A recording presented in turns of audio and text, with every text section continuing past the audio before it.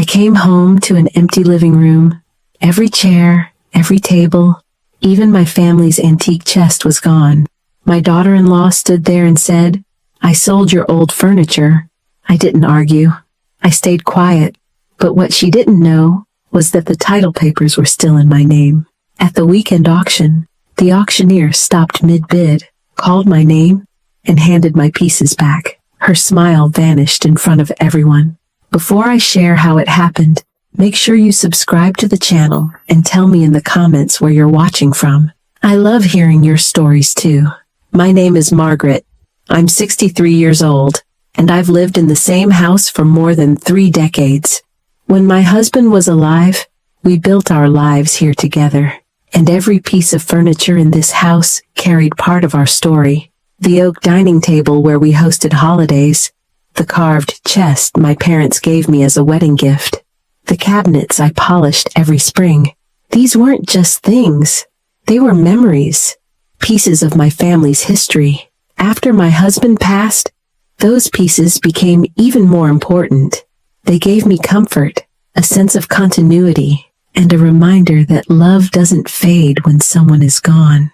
I kept the house the way it had always been, warm and familiar, because it felt like home.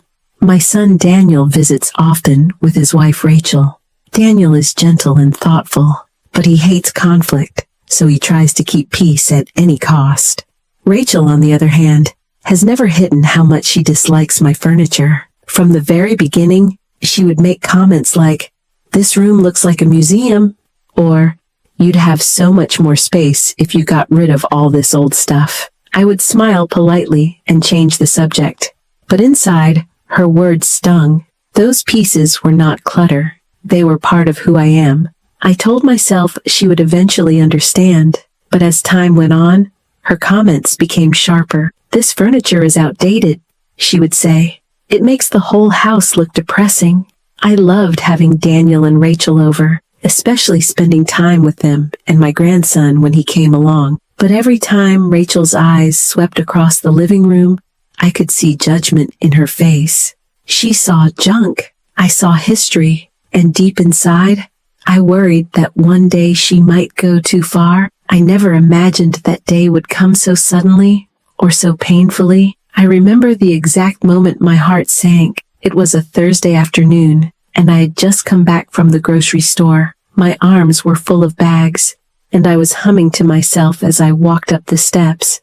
But when I opened the front door, something felt wrong. The room was too quiet, too hollow. I stepped inside and froze. My living room was empty. The oak dining table that had been the center of family dinners for decades was gone. The carved chest my parents had given me for my wedding was missing. The cabinets, the chairs, the side tables, everything had vanished. It felt like the soul of my home had been ripped out. Rachel was standing in the doorway to the kitchen, arms crossed, a smirk on her face. She didn't look guilty or ashamed. She looked satisfied. "I sold your old furniture," she said, her voice sharp, as if she had done me a favor. "You're welcome." My mouth went dry. I set the grocery bags on the floor, staring at her in disbelief. "You... what?" I finally managed to whisper. She shrugged. "It was outdated. Nobody wants this kind of heavy wood anymore. I found a dealer who was thrilled to take it all off your hands. Now you can finally redecorate and make this place look modern." Her words hit me like a slap. Those pieces weren't just furniture. They were my memories, my connection to my past, my husband, my parents. They were a part of me, and she had sold them without even asking. I wanted to scream, to tell her how much she had taken from me, but something inside me held back. Instead, I stood there quietly, my hands trembling. "Rachel," I said slowly, "those pieces weren't yours to sell?" She rolled her eyes. "Oh, please. They were just sitting here collecting dust. You should be thanking me. I got rid of all that clutter. Now you have space for new things." I felt my chest tighten. Clutter. That's what she thought of my life's history. The front door opened, and Daniel walked in. He looked at the empty room, his mouth dropping open. "What happened here?" he asked. Rachel turned to him with a smile. I sold the furniture. Doesn't it look so much better now? Open, clean, fresh. His face went pale. Rachel, you can't just sell Mom's things without asking. She put a hand. Why not? She wasn't going to do it. I did what needed to be done. Trust me, Dan. You'll thank me. Daniel looked at me, his eyes full of guilt. Mom, I didn't know she was going to do this.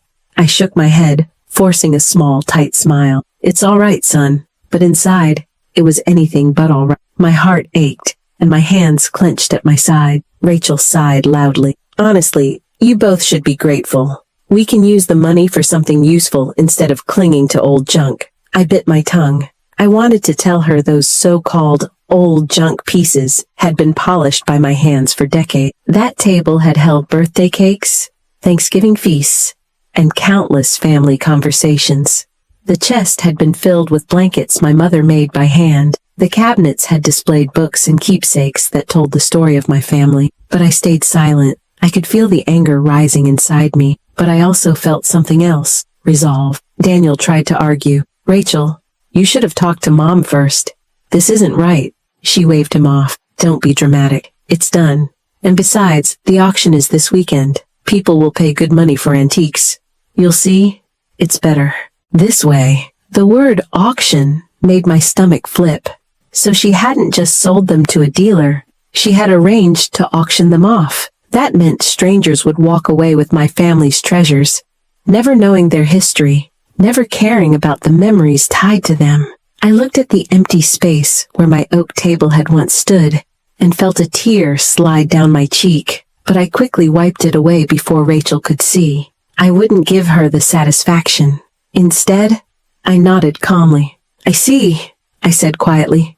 Rachel tilted her head, surprised by my lack of fight. Good, I knew you'd come around. She smiled smugly and walked out of the room. Daniel stayed behind, rubbing the back of his neck. Mom, I'm so sorry. I'll try to fix this. I don't know what she was thinking. I touched his arm gently. Don't worry about it, son, I whispered. I'll handle it. And I meant it. I wasn't going to argue or beg. I wasn't going to let my emotions give Rachel more power. I was going to find another way. That night, I sat alone in my quiet living room, the walls bare, the floor empty. It no longer felt like home, but as the anger settled into determination, I remembered something important. Those furniture pieces were never legally hers. They were mine, and I had the papers to prove it. Rachel thought she had won, but she had no idea what was coming next. That night, after Rachel sold my furniture, I sat in my empty living room with the lights dimmed. The house felt cold and hollow without the pieces that had filled it for decades. The oak table where my son had once done his homework was gone. The cabinet that used to hold family photo albums was missing. I felt like Rachel hadn't just taken furniture, she had stolen memories.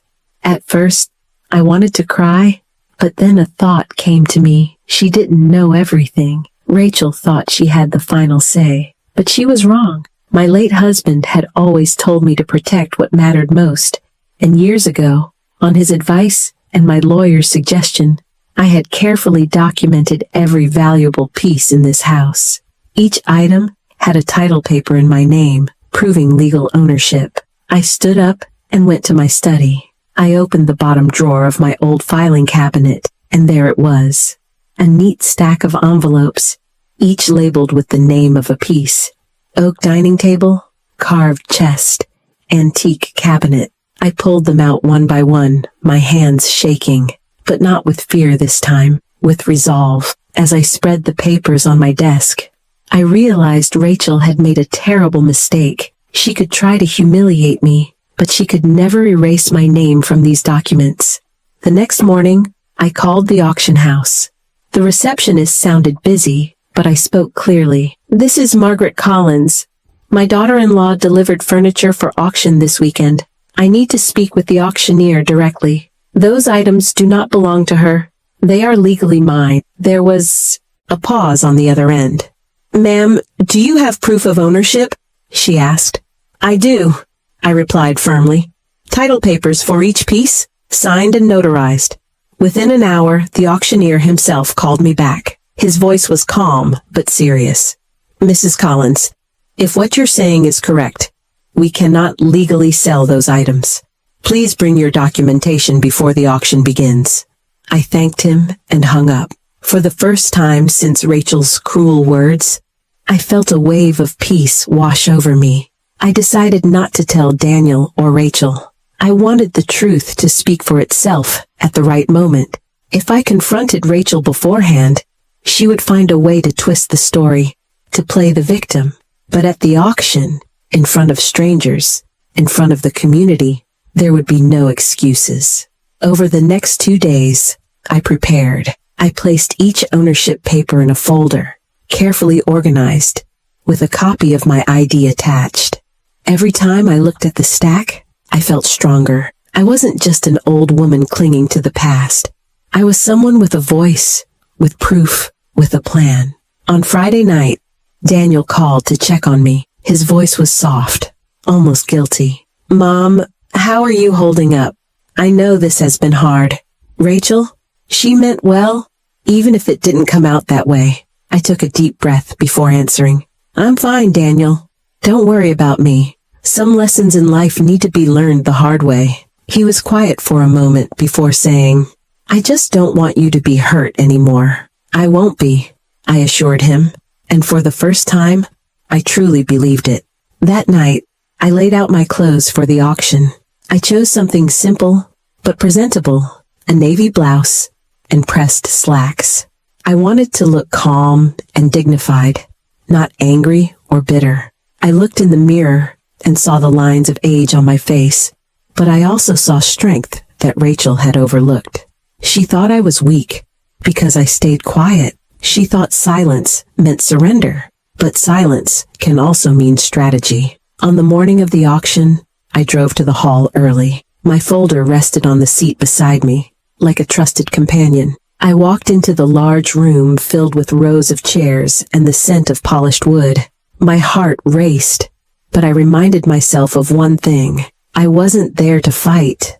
I was there to reclaim what was mine. As people filled the seats, I noticed Rachel near the front, laughing with a friend, her face glowing with pride. She thought today would prove her right.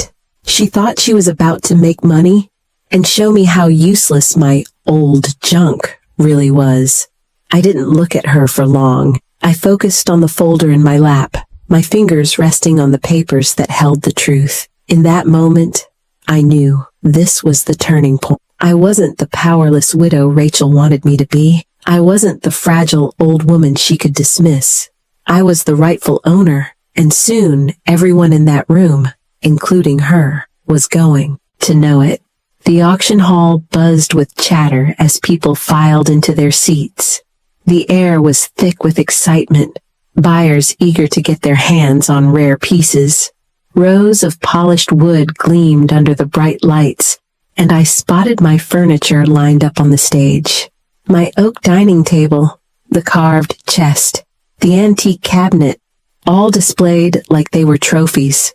My heart twisted at the sight of them out of place, but I reminded myself, today was not about loss. Today was about reclaiming what was mine. I sat quietly in the middle row, folder in hand, blending into the crowd. From where I sat, I could see Rachel at the front.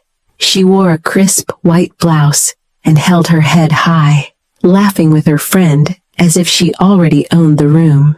Every so often, she glanced at my furniture with pride, whispering and gesturing as if she were the mastermind behind some great success. She had no idea what was about to unfold. The auctioneer, a tall man with a booming voice, stepped up to the podium. "Ladies and gentlemen, welcome to today's auction.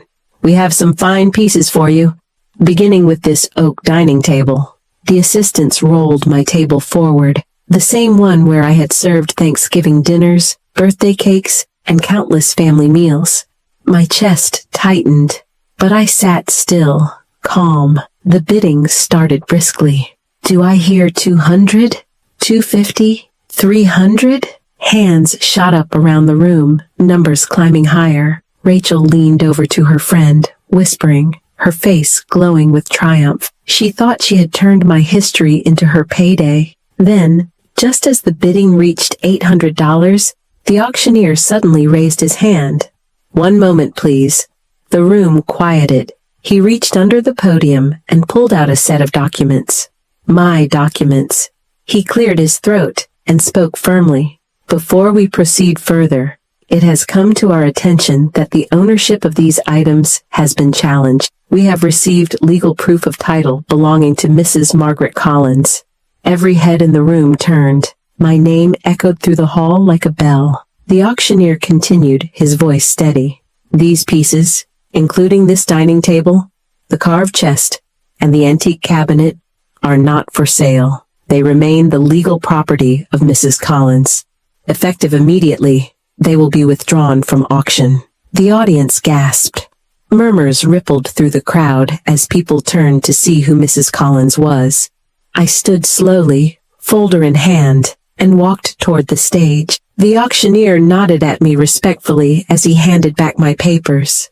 Rachel's face drained of color. Her smile vanished, replaced by shock and then fury. "What?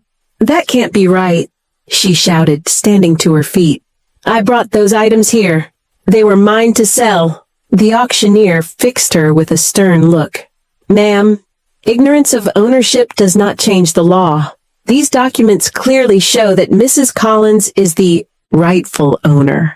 We cannot sell what does not belong to you." Rachel's voice grew louder, shrill.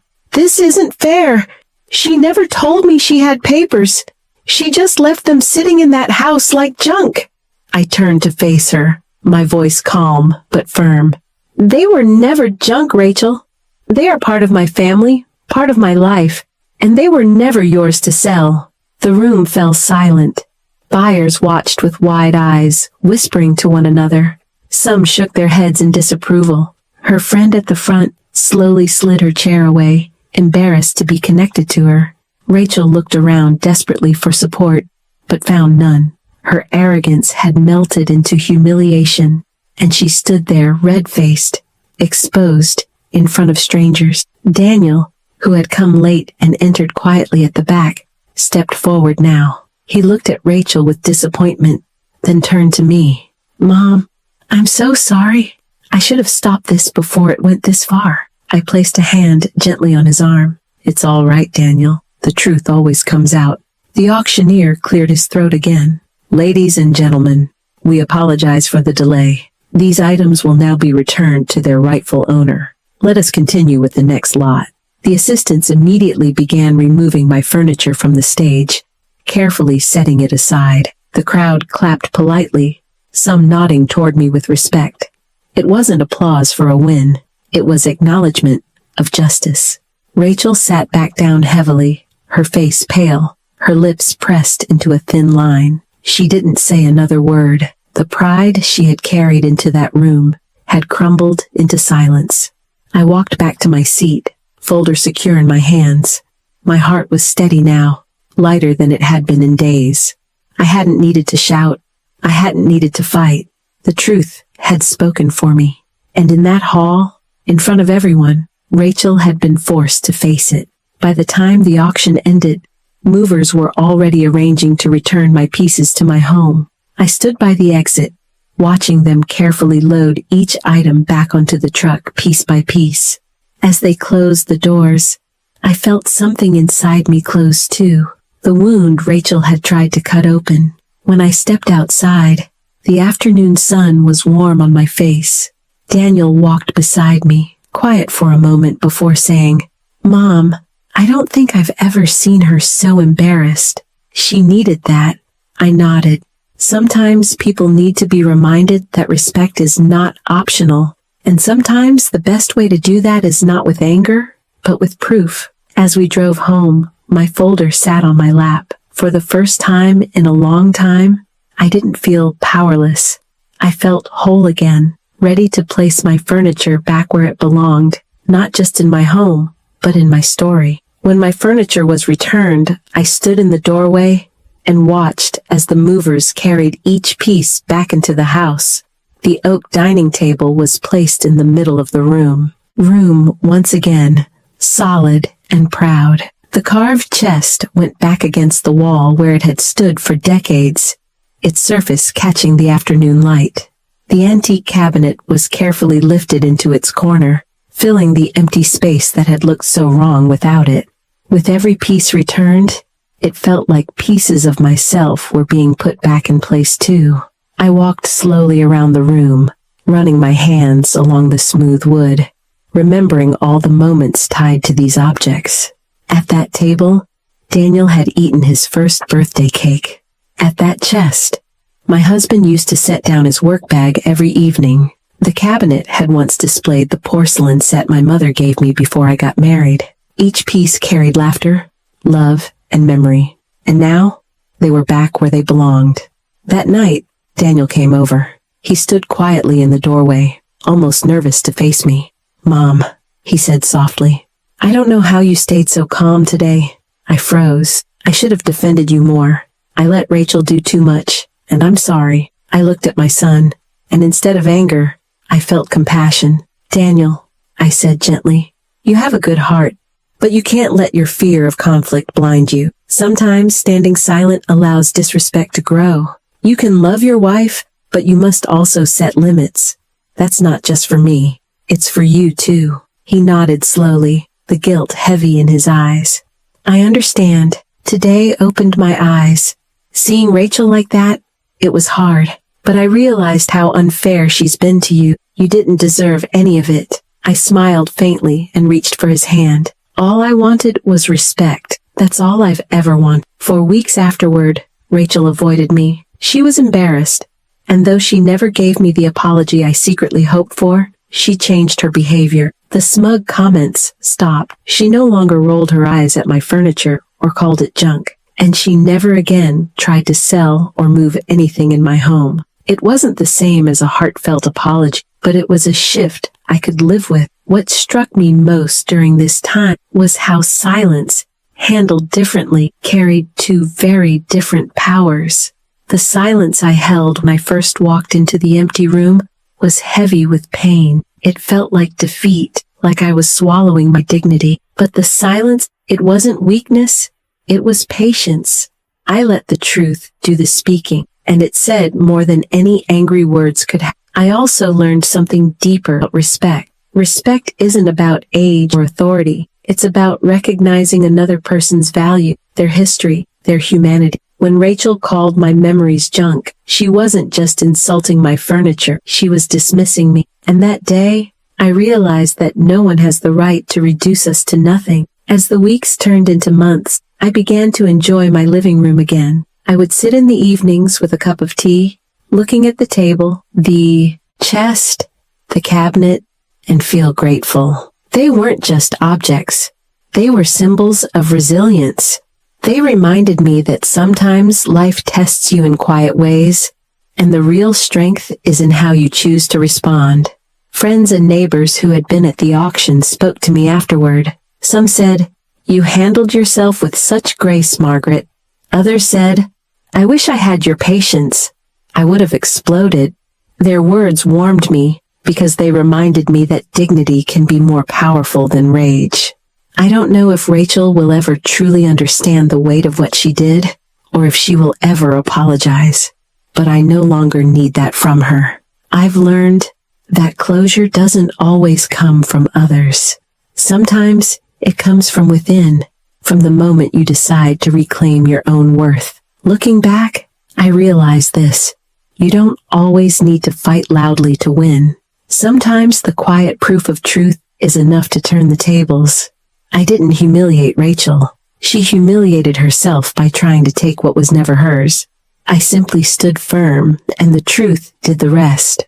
So now, when I sit at my dining table, I feel stronger. When I run my hand across the chest, I feel at peace. And every time I look at that cabinet, I'm reminded that our past is not clutter. It is the foundation of who we are. If you take one thing from my story, let it be this. Never let anyone convince you that what you love and what you value is worthless. Protect it, honor it, and when the time comes, stand up for it. Because respect isn't something given freely by everyone. You must sometimes demand it by showing your strength. Thank you for listening to my story. If it touched you, don't forget to subscribe to my channel and tell me in the comments where you're watching from. I'd love to hear your stories too.